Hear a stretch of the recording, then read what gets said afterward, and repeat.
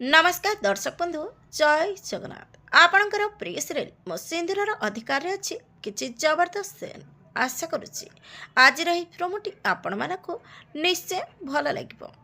दर्शक बंधु आपण मैंने जानी अंबिका प्रतिशोध नापी पुणी फेरी आसी किंतु आज से प्रतिशोध न नहीं पारी भगवान को पाखरे प्रार्थना करुथिबो कहबो भगवान मु जो प्रतिशोध नापी आसी ଯେତେବେଳେ ସେମାନେ ଆଜି ମୋ ସାମ୍ନାରେ ଅଛନ୍ତି କିନ୍ତୁ ମୁଁ କିଛି କରିପାରୁନି। ମୁଁ କାହିଁକି ଶାନ୍ତ ହୋଇଯାଉଛି?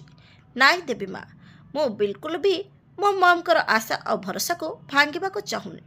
ପ୍ଲିଜ୍ ଦେବୀ ମା, ମୋତେ ଶକ୍ତି ଦିଅନ୍ତୁ ଯେମିତି ମୁଁ ଅପରାଧମାନଙ୍କୁ ଉଚିତ ଦଣ୍ଡ ଦେଇପାରିବି। ଏପଟେ ଆଦି ସହିତ ରାଗିଣୀ କଥା ହେଉଥିବ। ରାଗିଣୀ ଆଦିକୁ କହିବ, ନତାଶା ତୁମକୁ ବହୁତ ଭଲ ପାଏ, ତମେ ଦୁଇ ଜଣଙ୍କର ମ୍ୟାରେଜ୍ ବି ଫିକ୍ସ ହୋଇସାରିଛି, ଏମିତି ଭାଙ୍ଗି ଦେବାଟା ଠିକ୍ ନୁହେଁ। ତାପରେ ଆଦି କହିବେ, ମୁଁ ବୁଝିପାରୁନି ମିସ୍ ରାଗିଣୀ, କିନ୍ତୁ ମୋର ଆଉ ନତାଶାଙ୍କର ମ୍ୟାରେଜ୍ ମୁକ୍ତିଙ୍କ ପାଇଁ ଠିକ୍ ହେଉଛି। ତାପରେ ରାଗିଣୀ କହିବେ, ଆଦି ସିଏ ଦୁନିଆ ପାଇଁ ତମକୁ ଭଲ ପାଉନଥିଲା, ବରଂ ସେ ସତରେ ତମକୁ ଭଲ ପାଉଥିଲା। ତାପରେ ଆଦି କହିବେ, କିନ୍ତୁ ମିସ୍ ରାଗିଣୀ, ମୁଁ ନତାଶାକୁ ଭଲ ପାଏନି। ଏ କଥା ନତାଶା ଲୁଚି ଲୁଚି ସବୁ ଶୁଣୁଥିବ। ଦର୍ଶକ ବନ୍ଧୁ ଆପଣଙ୍କୁ ଆଜିର ପ୍ରୋମୋ ଦେଖି କେମିତି ଲାଗିଲା କମେଣ୍ଟ ମାଧ୍ୟମରେ ଜଣାନ୍ତୁ।